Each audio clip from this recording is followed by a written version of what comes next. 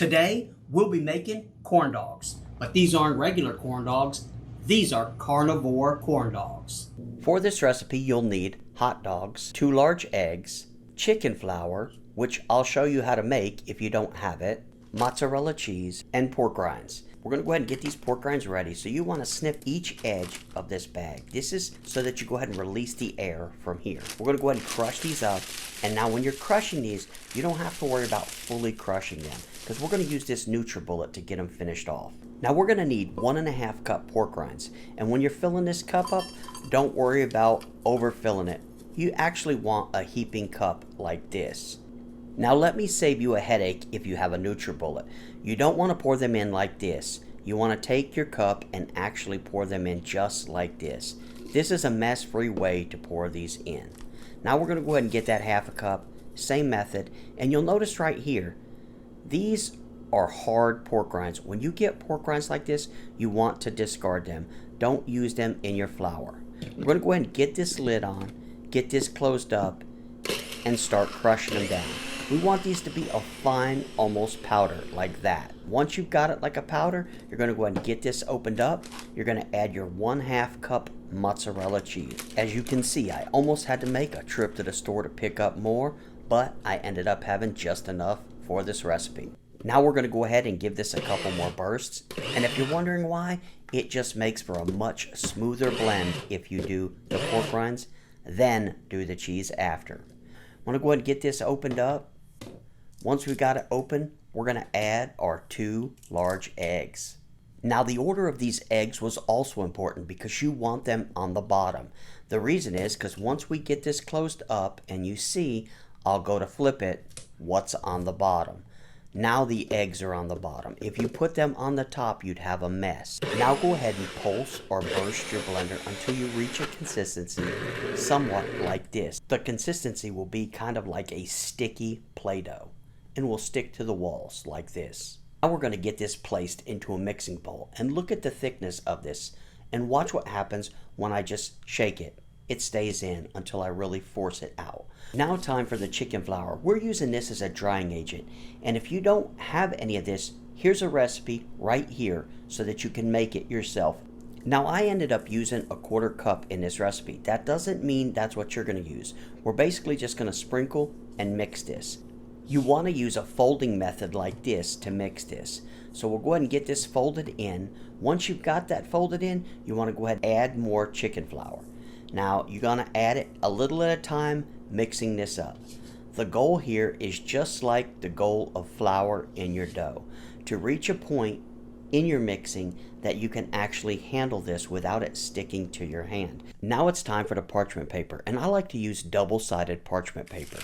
Now you want to take your dough and with your hands take it and mold it into almost like a log. So I roll it back and forth in my hands like this. Then I'll flip it and get it in a semi-log form like this. Press it down on your parchment paper. Once you've pressed it into the parchment paper a bit to hold it in place, go ahead and fold your other piece over, or if it's whole like mine, just roll it back and forth like this till you get a good area just like that.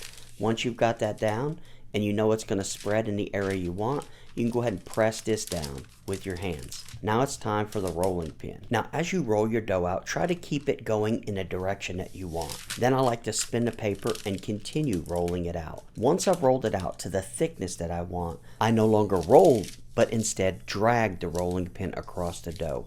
This will help you achieve a very smooth finish on this dough, as you can see here. Now if you've stayed this long with me, I'm going to show you tips. You're going to take your hot dog, and with your hot dog on it, you're going to use something to trim it to the edge, basically measuring out the distance you need with the hot dog. Now remove all that excess dough. Once you've done that, you want to roll your hot dog up until the seam meets right there. Once you see that spot, take a knife or your cutter and splice it. You're going to make a perfect cut every time, as you see right here. Here's the whole sequence. Go ahead and use your cutter or knife to lift the edge. Then roll out the hot dog until it meets that seam. Cut it. Once you've cut this, you're going to go ahead and take it and push together the inner seam here, like this. you want to go ahead, squeeze these edges together like this. Once you've squeezed them together, you're going to work your way to the end, squeeze that together. Then, just like a bubble gum wrapper or a candy wrapper, you're going to press all of them together at once. Then simply pinch off the end like that and do it on the reverse side here as well. Then you'll roll these out. Once you've got them rolled out, I like to take the edge and roll it just like that. Then take the end down and roll it around. Roll it again.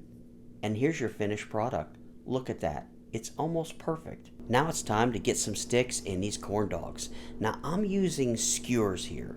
Now they have that sharp edge and that's dangerous. You don't want to stick those in your mouth. So a simple way to get rid of these is to roll a knife across them while you spin it and then simply snap the end off right here.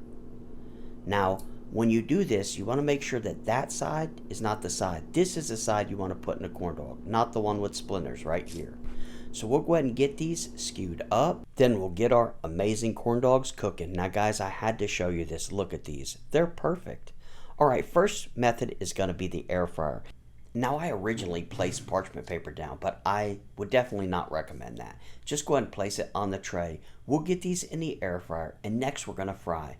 Now I understand this is extra virgin olive oil. You guys can use beef tallow or bacon grease, whatever you would fry in on Carnivore. Go ahead and add enough grease to fill the pan to the level that you want to fry them in. Alright, now you want to set this to 340.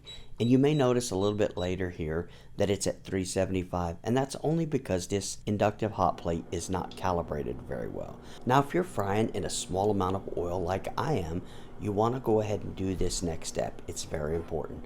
Go ahead and rotate these in the hot grease before you start cooking them so that they're fully saturated in oil. Then slowly rotate them till they're golden brown. So the first two are from the grease and these second two are from the air fryer. We'll go ahead and cut into these and see what they look like after being cooked. The first one here is from the fryer. We're going to go ahead and cut in. Now as you can see, it's nice and juicy inside and has a good uniform coating. Now for the ones from the air fryer. We'll go ahead and cut in. Now this one actually just came out the air fryer, so it's a little bit hotter. You can see I have to manipulate my fingers because of the warmth, but it is nice and juicy. Look at that. Don't forget to hit that like, click that subscribe button, share this recipe. Thanks for watching, and I'll see you in the next video.